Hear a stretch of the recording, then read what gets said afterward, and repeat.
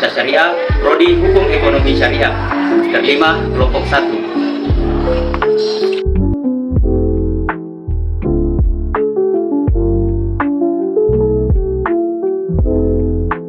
Video ini dibuat untuk menyelesaikan salah satu tugas mata kuliah alternatif penyelesaian sengketa dengan dosen pengampu Ustaz Muhammad Yasir Akbar Ramadhani SHMH.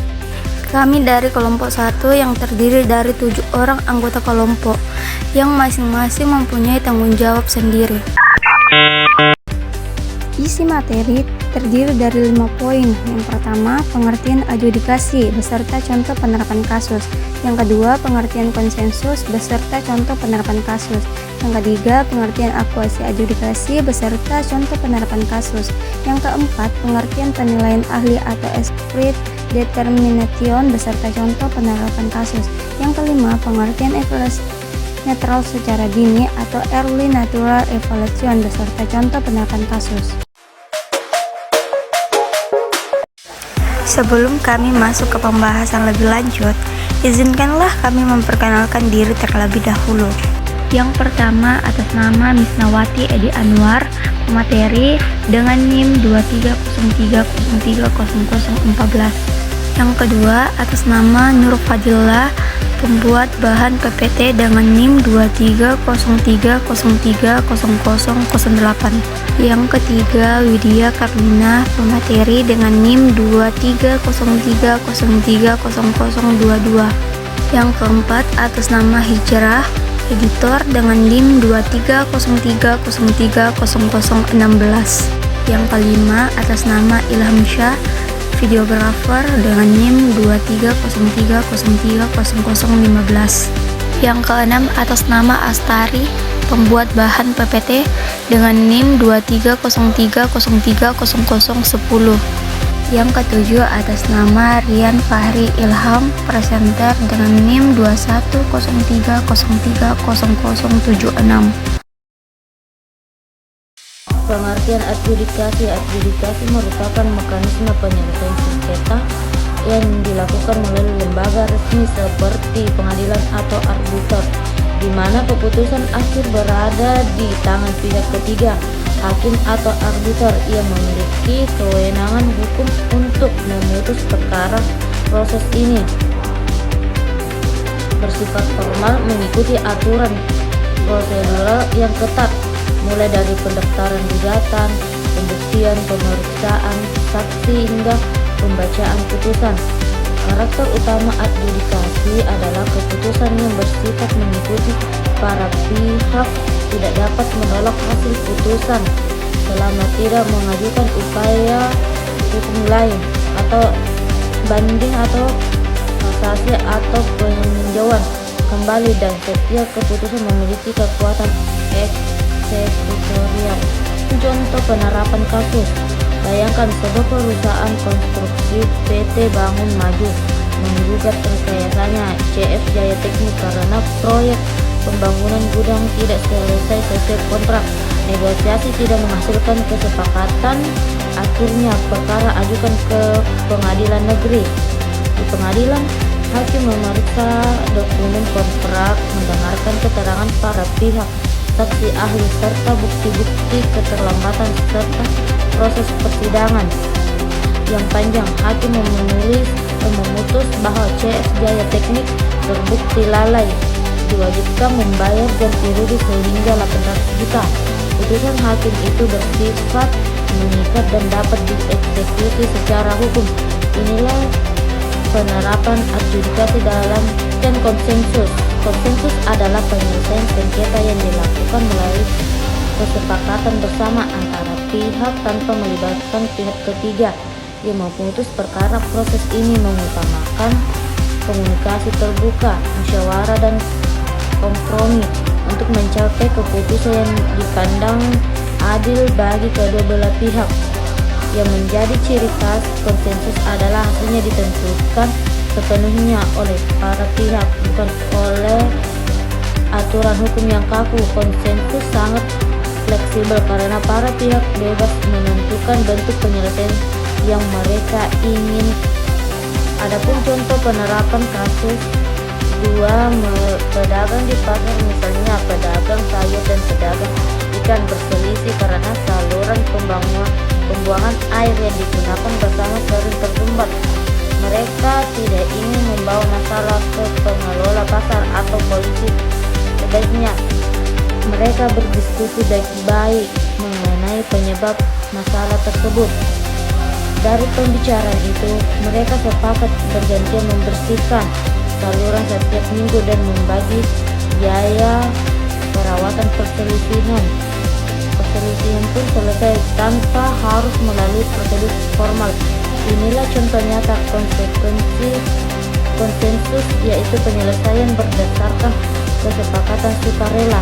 Pengertian kuasi adjudikasi. Kuasi adjudikasi adalah metode penyelesaian sengketa yang proses dan bentuknya mirip adjudikasi karena melibatkan pihak ketiga yang memberikan keputusan, tetapi lembaga yang penyelesaian sengketa tersebut biasanya bukan pengadilan. Pihak ketiga dapat berupa lembaga administratif atau badan khusus yang memiliki kewenangan untuk menangani jenis sengketa tertentu. Keputusan dan kuasi adjudikasi tidak selalu bersifat formal atau setinggi putusan pengadilan, namun pada banyak kasus tetap memiliki kekuatan hukum tertentu dan harus dipenuhi sesuai peraturan yang berlaku. Model ini sering digunakan di sekitar publik dan terlihat contoh penerapan kasus. Contoh terjadi pada sengketa konsumen. Seorang pembeli mengadu ke Badan Penyelesaian Sengketa Konsumen BPSK karena membeli kulkas yang ternyata cacat produksi. Pihak toko menolak pengembalian barang dengan alasan masa garansi sudah lewat, meski kerusakan terjadi sejak awal. Setelah menerima laporan, BPSK mengadakan sidang memanggil kedua pihak yang memeriksa bukti pembelian serta kondisi barang. BPSK kemudian memutus bahwa harus mengganti kulkas tersebut atau mengembalikan uang pembeli.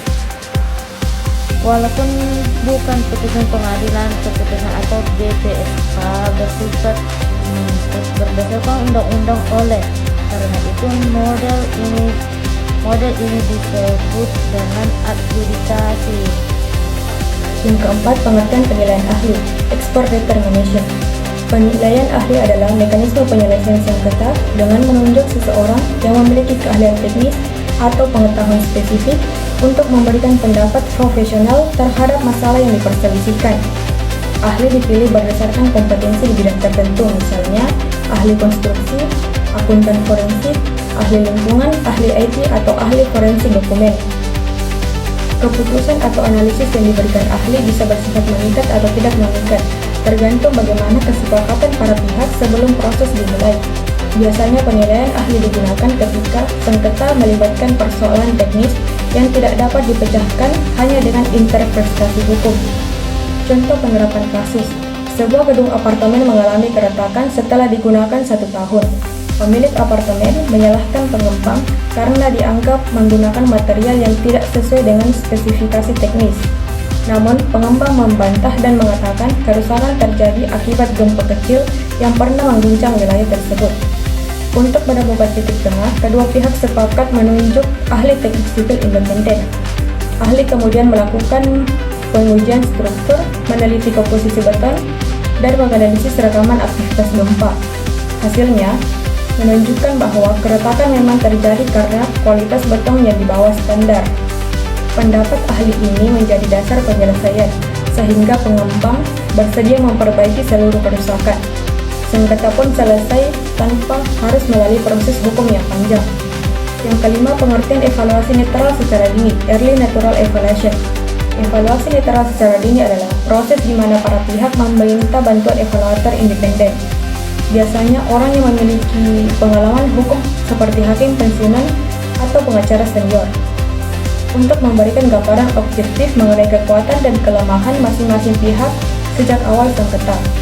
Tujuan utama metode ini adalah mencegah sengketa berlanjut ke proses litigasi yang panjang dan mahal, dengan memberikan penilaian realistis mengenai kemungkinan hasil bila kasus benar-benar dibawa ke pengadilan. Dengan adanya evaluasi ini, para pihak dapat mempertimbangkan opsi penyelesaian lain seperti mediasi atau penyelesaian damai. Contoh penerapan kasusnya.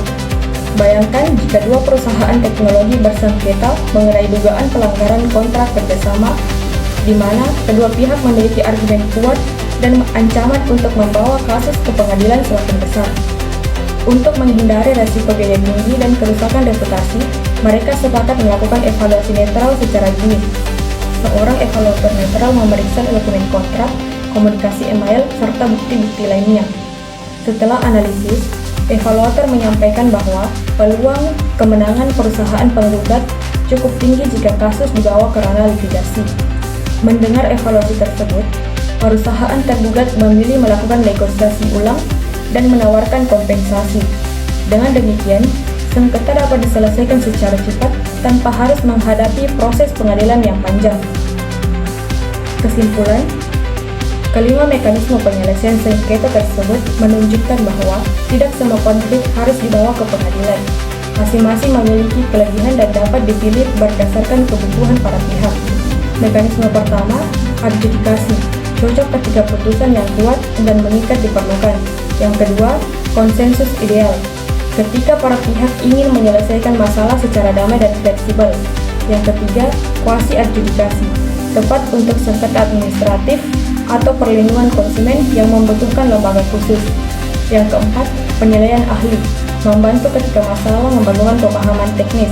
Yang kelima, evaluasi netral secara dini, efektif untuk mencegah sengketa berkembang menjadi proses litigasi panjang.